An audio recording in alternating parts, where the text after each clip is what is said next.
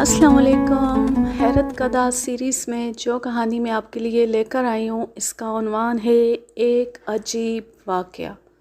اس کے مصنف ہیں حفیظ جالندری۔ جو واقعہ میں بیان کرنے والا ہوں کچھ ایسا ہے جسے میں 12 برس کی عمر سے اس وقت تک صندوق سینہ میں چھپائے بیٹھا تھا۔ آج جبکہ میں 17 ہونے سے محض 1 سال کم یعنی 71 بننے والا ہوں، سیارہ ڈائجسٹ کے مدیر شہیر مقبول جہانگیر صاحب کا تحکمانہ ارشاد مؤدبانہ انداز سے موصول ہوا ہے۔ وہ چاہتے ہیں کہ میں سن 1971 کے اولین ہفتے میں شائع ہونے والے سال نامے کے لیے جلد سے جلد کچھ پیش کروں۔ اپنی یادداشت پر نظر ڈالی تو یہ واقعہ اس سال نامے کی زینت بننے کے لائق نظر آیا۔ میری عمر اس وقت 12 سال تھی اور مجھے نعت خوانی کی محفلوں میں بلایا جاتا تھا۔ اس زمانے میں شعر و شاعری کے مرض نے بھی مجھے آ لیا تھا، اس لیے اسکول سے بھاگنے اور گھر سے اکثر غیر حاضر رہنے کی علت بھی پڑ چکی تھی، جس کو میری زندگی کی ذلت تصور کیا جانا گھرانے کے لیے لازمی تھا۔ بہر آئینہ اب تک اس ذلت کی لذت موجود ہے۔ میری منگنی لاہور میں میرے رشتے کی ایک خالہ کی دختر سے ہو چکی تھی۔ میرے خالو نے جب میری آوارگی کی داستان سنی تو سیر و تفریح کے بہانے محترم نے جالندر سے مجھے ساتھ لیا اور سیر و تفریح کا سبز باغ دکھلا کر شہر گجرات کے قریب قصبہ جلال پور جٹا میں پہنچ گئے۔ اصل سبب مجھے بعد میں یہ معلوم ہوا کہ ہونے والے خسر اور فی الحال خالو میرے متعلق اپنے دینی مرشد سے تصدیق کرنا چاہتے تھے کہ وہ بزرگ اپنی بیٹی کی شادی مجھ جیسے آوارہ سے کر دینے کی اجازت دیتے ہیں یا نہیں۔ ان کے قول کے مطابق تو میں اس وقت اپنے خالو کا چہیتا نعت خواں تھا۔ مجھے پیش کیا گیا۔ یہ پر انوار پیر و مرشد ایک کہنہ سال بزرگ تھے۔ ان کے ارد گرد مؤدب بیٹھے ہوئے دوسرے شرفاء سے پہلے ہی دن میں نے نعت سنا کر واہ واہ سبحان اللہ کے تحسین آمیز کلمات سنے۔ بعد ازاں کچھ کھانے پینے کے لیے بہتر سے بہتر جو کچھ دسترخوان پر ہوتا، ایک خاص الخاص صوفی نما کار فرما میرے سامنے چنتا۔ ارد گرد کی سیر و تفریح کا انتظام تھا اور ہر نماز عشاء کے بعد میلاد کی بزم اور نعت خوانی کا اہتمام۔ گرمی کا موسم تھا، پنکھا جھلنے والے موجود تھے۔ 2 مہینے اسی جگہ گزرے۔ اس سال ساون سوکھا تھا، بارش نہیں ہو رہی تھی۔ لوگ بارش کے لیے میدانوں میں جا کر نماز استسقاء ادا کرتے تھے۔ بچے، بوڑھے، جوان، مرد و زن دعا کرتے، لیکن گھنگھور گھٹا تو کیا کوئی معمولی بدلی بھی نمودار نہ ہوتی تھی۔ یہ ہے پس منظر اس واقعے کا جسے میں عجوبہ کہتا ہوں، جسے بیان کر دینے کے لیے نہ جانے کیوں مجبور ہو گیا ہوں۔ پہلے یہ جان لیجئے کہ وہ محترم بزرگ کون تھے۔ مجھے یقین ہے ان کا خاندان آج بھی جلال پور جٹا میں موجود ہے۔ ان بزرگ کا نام نامی حضرت قاضی عبدالحکیم رحمۃ اللہ علیہ تھا۔ 80-85 برس کی عمر تھی۔ دور دور سے لوگ ان سے دینی اور دنیاوی استفادے کی غرض سے آتے تھے۔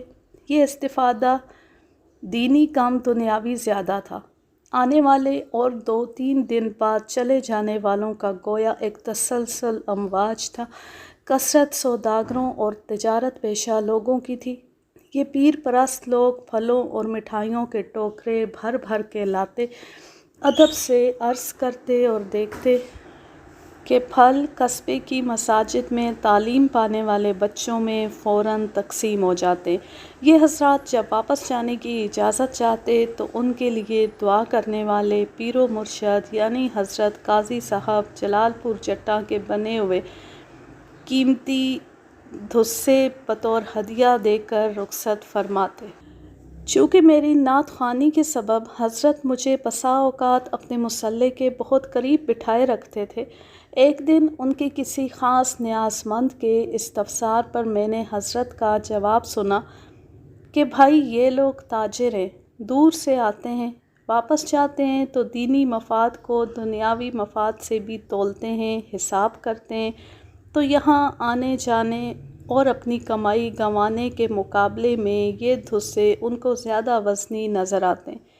میری طرف دیکھ کر حضرت نے کہا، برخوردار، تم رسول اللہ کے اسم گرامی سے مجھے خوش کرتے ہو، تمہارے لیے میرے پاس بس دعائیں ہی ہیں۔ انشاءاللہ تم دیکھو گے کہ آج تو تم دوسروں کی لکھی ہوئی نعتیں سناتے ہو، لیکن ایک دن تمہاری لکھی ہوئی نعتیں لوگ دوسروں کو سنایا کریں گے۔ اس وقت بھلا مجھے کیا معلوم تھا کہ سرکار دو جہاں کی یہ محب صادق میری زندگی کا مقصود بیان کر رہے ہیں۔ بہرصورت یہ تو ان کی کرامتوں میں سے ایک عام بات ہے۔ جس عجوبے کے اظہار نے مجھ سے آج قلم اٹھوایا وہ کرامتوں کی تاریخ میں شاید بے نظیر نظر آئے۔ ایک دن حضرت قاضی صاحب کے پاس میں اور ان کے بہت سے نیاز مند بیٹھے ہوئے تھے، ان میں میرے خالو بھی تھے۔ یہ ایک بڑا کمرہ تھا اور حضرت ایک مصلے پر بیٹھے تھے، السلام علیکم کہتے ہوئے کندھوں پر رومال ڈالے 7-8 مولوی درس کے معتبر آدمی کمرے میں داخل ہو کر قاضی صاحب سے مخاطب ہوئے۔ قاضی صاحب نے وعلیکم السلام اور بسم اللہ کہہ کر بیٹھ جانے کا ایما فرمایا۔ ہم سب ذرا پیچھے ہٹ گئے اور مولوی صاحبان تشریف فرما ہو گئے۔ ان میں سے ایک صاحب نے فرمایا کہ حضرت ہمیں ہزاروں مسلمانوں نے بھیجا ہے۔ یہ 4 صاحبان گجرات سے ہیں اور یہ وزیر آباد سے آئے ہیں۔ میں آپ جانتے ہیں ڈاکٹر ٹیلر کے ساتھ والی مسجد کا امام ہوں۔ عرض یہ کرنا ہے کہ آپ اس ٹھنڈے ٹھار گوشے میں آرام سے بیٹھے رہتے ہیں، باہر خلق خدا مر رہی ہے، نمازی اور بے نمازی سب باران رحمت کے لیے دعائیں کرتے کرتے ہار گئے ہیں۔ ہر جگہ نماز استسقاء ادا کی جا رہی ہے۔ کیا آپ اور آپ کے ان مریدوں کے دل میں کوئی احساس نہیں کہ یہ لوگ بھی اٹھ کر نماز میں شرکت کریں، اور آپ بھی اپنی پیروی کی مسند پر سے اٹھ کر باہر نہیں نکلتے، پیری کی مسند سے اٹھ کر باہر نہیں نکلتے کہ لوگوں کی چیخو پکار دیکھیں، اللہ تعالیٰ سے دعا کریں تاکہ وہ پریشان حال انسانوں پر رحم کرے اور بارش برسائے۔ میرے قریب سے ایک شخص نے چپکے سے اپنے دوسرے ساتھی سے کہا، یہ وہابی ہے۔ میں ان دنوں وہابی کا مفہوم نہیں سمجھتا تھا، صرف اتنا سنا تھا کہ یہ صوفیوں کو برا سمجھتے ہیں، اور نعت خوانی کے وقت رسول اکرم صلی اللہ علیہ وآلہ وسلم کی خدمت میں جب سلام پیش کیا جاتا ہے تو یہ لوگ تعظیم کے لیے کھڑے نہیں ہوتے بلکہ کھڑے ہونے والوں کو بدعتی کہتے ہیں۔ مسکراتے ہوئے قاضی صاحب نے پوچھا، حضرات آپ فقیر سے کیا چاہتے ہیں؟ تو ان میں سے ایک زیادہ مضبوط جثے کے مولوی صاحب نے کڑک کر فرمایا، اگر تعویذ گنڈا نہیں تو کچھ دعا ہی کرو، سنا ہے پیروں فقیروں کی دعا جلد قبول ہوتی ہے۔ یہ الفاظ مجھ نادان نوجوان کو بھی طنزیہ محسوس ہوئے، تاہم قاضی صاحب پھر مسکرائے اور جواب جو آپ نے دیا وہ اس طنز کے مقابلے میں نہایت عجیب و غریب تھا۔ قاضی صاحب نے فرمایا، آپ کتوں سے کیوں نہیں کہتے کہ دعا کریں؟ یہ فرمانا تھا کہ مولوی صاحب غضب میں آ گئے اور مجھے بھی ان کا غضب میں آنا قدرتی معلوم ہوا، چنانچہ وہ جلد جلد بڑبڑاتے ہوئے اٹھے اور کوٹھری سے باہر نکل گئے۔ قاضی صاحب کے ارد گرد بیٹھے ہوئے نیاز مند لوگ ابھی گم سمی تھے کہ مولوی صاحبان میں سے 2 جو بہت جید نظر آتے تھے دوبارہ کمرے میں داخل ہوئے۔ ان میں سے ایک نے کہا، حضرت ہم تو کتے کی بولی نہیں بول سکتے، آپ ہی کتوں سے دعا کرنے کے لیے فرمائیے۔ مجھے اچھی طرح یاد ہے اور آج تک میرے سینے پر قاضی صاحب کا یہ ارشاد نقش ہے، حضرت پہلے ہی کیوں نہ کہہ دیا، کل صبح تشریف لائیے، کتوں کی دعا ملاحظہ فرمائیے۔ مولوی صاحبان طنزاً مسکراتے ہوئے چل دیے اور میں نے ان کے یہ الفاظ اپنے کانوں سے سنے کہ یہ صوفی لوگ اچھے خاصے مسخرے ہوتے ہیں۔ جب مولوی صاحبان چلے گئے تو میرے خالو سے قاضی صاحب نے فرمایا کہ ذرا چھوٹے میاں کو بلائیے۔ چھوٹے قاضی صاحب کا نام اب میں بھولتا ہوں۔ مہمانوں کی آؤ بھگت اور قیام و طعام کا سارا انتظام انہی کے سپرد تھا۔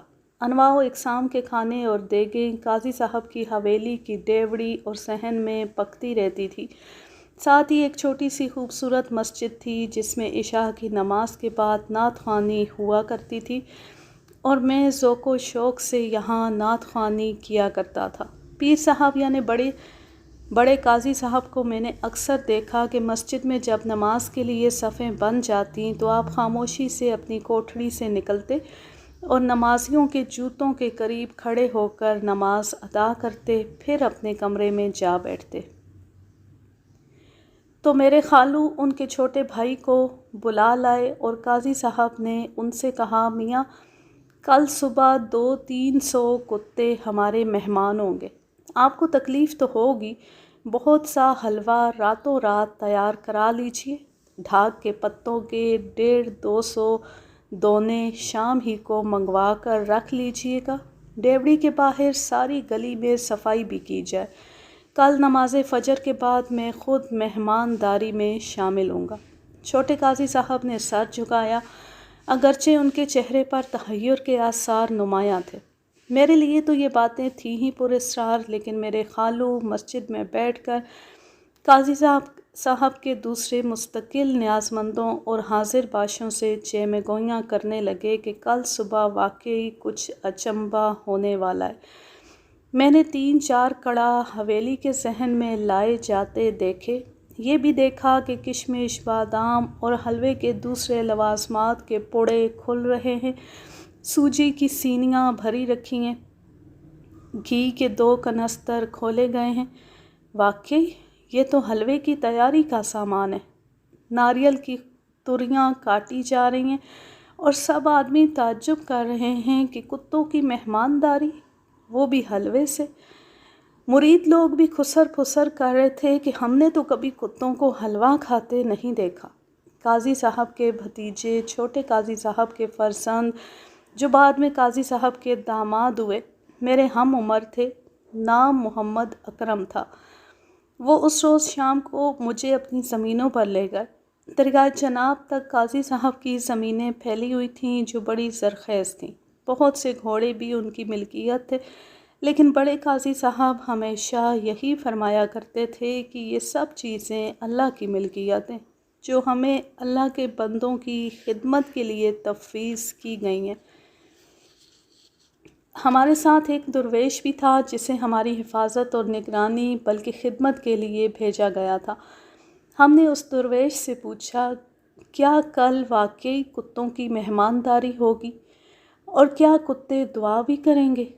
میں یہ پوچھتے ہوئے ہنس بھی رہا تھا مگر درویش نے ہمیں ہنسنے سے منع کر دیا اور کہا، کیا کتے خدا کی مخلوق نہیں ہیں؟ سب دعا کرتے ہیں، خدا سب کی سنتا ہے۔ قاضی صاحب کے بھتیجے نے کہا، چلو جی، کل ہم خود اپنی آنکھوں سے دیکھ لیں گے۔ شام کے وقت ہم زمینوں سے سیر کر کے واپس آئے تو دیکھا کہ حلوے تیار ہو رہے تھے۔ صبح ہوئی۔ نماز فجر کے بعد میں نے دیکھا کہ قاضی صاحب قبلہ 2-3 آدمیوں کو ساتھ لیے ہوئے اپنی ڈیوڑی سے نکل کر گلی میں ادھر ادھر گھومنے لگے۔ چند ایک مقامات پر مزید صفائی کے لیے فرمایا۔ میری ان گناہگار آنکھوں نے یہ بھی دیکھا کہ اس گلی میں دونوں طرف ایک منزلہ مکانوں کی چھتوں پر حیرت زدہ لوگ کتوں کی ضیافت کا کرشمہ دیکھنے کے لیے جمع ہونا شروع ہو گئے تھے اور جلال پور جٹا میں سے مختلف عمر کے لوگ اس گلی میں داخل ہو رہے تھے۔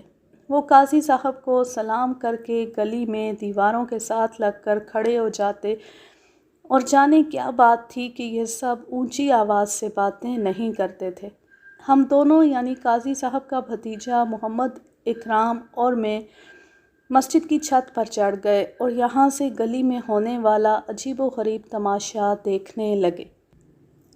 दरवेश तर्स के चंद आदमी हलवे से भरी हुई सीनियाँ लाते जा रहे थे और काजी साहब चमचे से उन दोनों को पुरकते, फिर दोनों हाथों से दोना उठाते और थोड़े थोड़े फासले पर ऐन गली के दरमियान रखते जाते। जब पूरी गली में हलवा भरे दोने रखे जा चुके तो उन्होंने बुलंद आवाज़ से दोनों को गिना। मुझे यकीन है कि गली में दीवारों की तरफ पुश्त किए खड़े सैकड़ों लोगों ने काजी साहब का ये फ़िक्रा सुना होगा। कुल 122 है। ये काम मुकम्मल हुआ ही था कि ज़ोर ज़ोर से कुछ ऐसी आवाज़ें आने लगीं जिनको मैं इंसानी हुजूम की चीखें समझा। मुझे एतराफ़ है कि उस वक्त मुझे अपने बदन में कपकपी सी महसूस होने लगी। मैंने गली में हर तरफ देखा तो औरतें, बच्चे और मर्द गली में और कोठों पर से चीख रहे थे। क्यों चीख रहे थे? इसलिए कि एक कुत्ता जिसको जब से मैं यहाँ वारिद हुआ था हवेली के इर्द गिर्द चलते फिरते और मेहमानों का बचा खुचा फेंका हुआ खाना खाते अक्सर देखा था। बहुत से कुत्तों को अपने साथ लिए हुए गली की मशरकी सिमत से दाखिल हुआ। जो बेशुमार कुत्ते उसके पीछे पीछे गली में आए थे उनमें से एक भी भौंक नहीं रहा था। भौंकना तो क्या, इस कदर खलकत को गली में खड़े देखकर कोई कुत्ता खौफसदा ना था और ना कोई खुर्रा रहा था। कुत्ते दो दो तीन तीन करके आगे पीछे बड़े इत्मीनान के साथ गली के अंदर दाखिल हो रहे थे। कुत्तों की ये पुरस्रार कैफियत देखकर सारी खलकत न सिर्फ परेशान थी बल्कि दहशत सदा थी। काजी साहब अगर अपने होंठों पर अंगश्ते शहादत रख कर लोगों को खामोश रहने की तलकीन ना करते तो मैं समझता हूँ कि गली में मौजूद सारा हुजूम डर कर भाग जाता। उस गली वाला वो कुत्ता जिसका मैं ज़िक्र कर चुका हूँ काजी साहब के कदमों में आकर दुम हिलाने लगा। काजी साहब ने जो अल्फाज फरमाए वो भी मुझे हर्फ बहर्फ याद है। फरमाया, भाई कालू, तुम तो हमारे करीब ही रहते हो। देखो, इंसानों पर अल्लाह मियाँ रहमत की बारिश नहीं बरसा रहे। अल्लाह की और मखलूक भी हम इंसानों के गुनाहों के सबब हलाक हो रही है। अपने साथियों से कहो सब मिल बैठकर पहले ये हलवा खाएं, फिर अल्लाह से दुआ करें कि रहमतुल लिल आलमीन सल्लल्लाहु अलैहि वसल्लम के सदके बादलों को इजाज़त दें ताकि वो प्यासी ज़मीन पर बरस जाएं। ये फरमाकर हज़रत काजी साहब अपनी डेवड़ी के दरवाज़े में खड़े हो गए और मैंने क्या सभी ने एक अजूबा देखा। खुदारा यकीन कीजिए कि हर एक हलवा भरे दोने के गिर्द तीन तीन कुत्ते झुक गए और बड़े इत्मीनान से हलवा खाना शुरू कर दिया। एक भी कुत्ता किसी दूसरे दोने या कुत्ते पर नहीं झपटा और ना कोई चीखा चिल्लाया। और जिस वक्त ये सब कुत्ते हलवा खा रहे थे एक और अजीबोगरीब मंज़र देखने में आया कि वो कुत्ता जो इस गली का पुराना बासी और इन तमाम कुत्तों को यहाँ लाया था खुद नहीं खा रहा था बल्कि गली में मुसलसल एक सिरे से दूसरे सिरे तक घूमता रहा जैसे वो ज़ियाफ़त के खाने वालों की निगरानी कर रहा हो। मैंने स्कूल में अपने ड्रिल मास्टर साहब को तालिबे इल्मों की इसी तरह निगरानी करते वक्त घूमते देखा था। कालू का अंदाज़े मुआयना पुरशिको था जिस पर मुझे अपना ड्रिल मास्टर याद आ गया क्योंकि हम में से कोई लड़का मास्टर साहब के सामने मनिकता तक नहीं था। थोड़ी देर में सब कुत्ते हलवा खाकर फारिग हो गए। बेशुमार कुत्तों के इस हुजूम में से सिर्फ हज़रत काजी साहब की आवाज़ एक मर्तबा फिर सुनाई दी। वो फरमा रहे थे, लो भाई कालू, इनसे कहो कि अल्लाह ताला से दुआ करें ताकि खुदा जल्द ही इंसानों पर रहम करे। ये सुनती मैंने गैर इरादी तौर पर एक तरफ देखा तो कल वाले मौलवी साहिबान एक सिमत खड़े इस कदर हैरत ज़दा नज़र आए जैसे वो लोग ज़िंदा नहीं या सकते के आलम में हैं। अब सुबह के तो 10 बजे का वक्त था। हर तरफ धूप फैल चुकी थी, तपिश में तेज़ी आती जा रही थी। جب قاضی صاحب نے کالو کو اشارہ کیا، حیرت انگیز محشر برپا ہوا۔ تمام کتوں نے اپنا اپنا منہ آسمان کی طرف اٹھا لیا اور ایک ایسی متحدہ آواز میں غرانا شروع کیا جو میں کبھی کبھی راتوں کو سنتا تھا، جسے سن کر میری دادی کہا کرتی تھی، کتا رو رہا ہے، خدا خیر کرے۔ آسمان کی طرف تھوڑی دیر منہ کیے لمبی خراٹوں کے بعد یہ کتے جو مشرقی سمت سے اس کوچے میں داخل ہوئے تھے اب مغرب کی طرف چلتے گئے۔ میں اور قاضی اکرام ہی نہیں، جلال پور جٹا کے سبھی مرد و زن کتوں کو گلی سے رخصت ہوتے ہوئے دیکھ رہے تھے، اور خالی دو نے آسمان کی طرف منہ کھولے گلی میں بدستور پڑے تھے۔ یہ دستے دعا تھے۔ جو ہی کتے گلی سے نکلے، قاضی صاحب کے ہاتھ بھی دعا کے لیے اٹھ گئے اور ان کی سفید براق داڑھی پر چند موتی سے چمکنے لگے۔ یقیناً یہ آنسو تھے۔ پس منظر بیان ہو چکا، اب منظر ملاحظہ فرمائیے۔ کیا آپ یقین کریں گے کہ میں جو آج 70 برس اور 11 مہینے کا بوڑھا بیمار ہوں، خدا اور رسول صلی اللہ علیہ وآلہ وسلم کی قسم کھا کر کہتا ہوں کہ بادل گرجا اور مغرب سے اس تیزی کے ساتھ گھٹا امٹی کہ گلی ابھی پوری طرح خالی بھی نہ ہوئی تھی، مرد، عورتیں، بچے، بالے ابھی کوٹھوں سے پوری طرح اترنے بھی نہ پائے تھے کہ بارش ہونے لگی۔ ہم بھی مسجد کی چھت سے نیچے اترے، پہلے مسجد میں گئے اور پھر حلوہ کھانے کا شوق لیے ہوئے حویلی کی ڈیوڑی میں چلے گئے۔ دیکھا کہ وہی معتبر مولوی صاحبان چٹائیوں پر بیٹھے ہیں اور حضرت قاضی صاحب حلوے کی تشتریاں ان لوگوں کے سامنے رکھتے جا رہے ہیں۔ وہ حلوہ کھاتے بھی جاتے ہیں اور آپس میں ہنس کر باتیں بھی کر رہے ہیں۔ ایک کی زبان سے میں نے یہ بھی سنا کہ حضرت یہ نظر بندی کا معاملہ نہیں ہے تو اور کیا ہے؟ جادو، نعوذ باللہ۔ مجھے اچھی طرح یاد ہے کہ قاضی صاحب قبلہ ان کی اس بات پر دیر تک مسکراتے اور ان بن بلائے مہمانوں کے لیے مزید حلوہ طلب فرماتے رہے۔ باہر بارش ہو رہی تھی اور اندر مولوی صاحبان خوشی سے حلوہ اڑا رہے تھے۔ قاضی صاحب کے جو الفاظ آج تک میرے سینے پر نقش ہیں، میں بیان کیے دیتا ہوں۔ قاضی صاحب نے کہا تھا، کتے مل جل کر کبھی نہیں کھاتے، لیکن یہ آج بھلائی کے لیے جمع ہوئے تھے، اللہ کے بندوں کے لیے دعا کرنے کے لیے۔ وہ اتنے متحد رہے کہ ایک نے بھی کسی دوسرے پر چھینا جھپٹی نہیں کی۔ ان کا ایک ہی امام تھا، اس نے کھایا بھی کچھ نہیں۔ اب وہ آئے گا تو میں اس کے لیے حلوہ حاضر کروں گا۔ ایک مولوی صاحب نے کہا، حضرت ہمیں تو یہ جادوگری نظر آتی ہے۔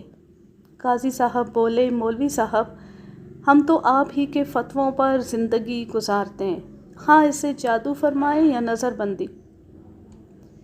آپ نے یہ تو ضرور دیکھ لیا ہے کہ کتے بھی کسی نیک مقصد کے لیے جمع ہو جائیں تو آپس میں لڑتے جھگڑتے نہیں۔ مجھے یاد ہے کہ مولوی صاحبان کو بارش میں بھیگتے ہوئے ہی اس ڈیوڑی سے نکل کر جاتے ہوئے میں نے دیکھا تھا۔ باخدا یہ عجوبہ اگر میں خود نہ دیکھتا تو کسی دوسرے کے بیان کرنے پر کبھی یقین نہ کرتا۔ یاد رہے کہ میں وہی حفیظ جالندری ہوں جس کے بارے میں حضرت قاضی صاحب نے جلال پور جٹا میں 60 سال پہلے فرمایا تھا کہ حفیظ تیری لکھی ہوئی نعتیں دوسرے سنایا کریں گے۔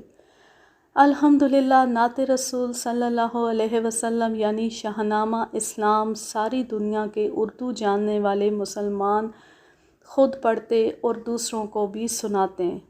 عرض کر چکا ہوں کہ اس واقعہ عجوبہ کی یاد میرے قلب و جگر میں گوشہ گیر تھی۔ اس موضوع پر صرف ایک مرتبہ میری مفصل گفتگو حضرت قاضی صاحب کے بھتیجے اور داماد قاضی محمد اکرام سے راولپنڈی میں ہوئی تھی، جب میں آدم جی مسلم مڈل اسکول کو ہائی اسکول بنوانے کے لیے چندہ طلب کرنے کی غرض سے بلوایا گیا تھا، اور مجھے بلانے والے اس اسکول کے ہیڈ ماسٹر تھے جن کا نام قاضی محمد اکرام تھا۔ جب میں پنڈی پہنچا تو یہ حضرت وہی محمد اکرام نکلے جن کے ساتھ جلال پور جٹا میں مسجد کی چھت پر بیٹھ کر میں نے کتوں کی دعا کا منظر دیکھا تھا۔ مجھے یقین ہے کہ مجھ جیسا کوئی 17 72 بوڑھا یا خاتون جلال پور جٹا میں اب بھی موجود ہوگی جس نے میری طرح حضرت قاضی صاحب کی یہ کرامت دیکھی ہوگی۔ اس کہانی کا ماخذ ہے سیارہ ڈائجسٹ، لاہور، سالنامہ سن 1971۔ اب میں لیتی ہوں آپ سے اجازت۔ جہاں رہیں خوش رہیں، شاد و آباد رہیں، ہنستے مسکراتے رہیں۔ اللہ حافظ، اللہ نگہبان۔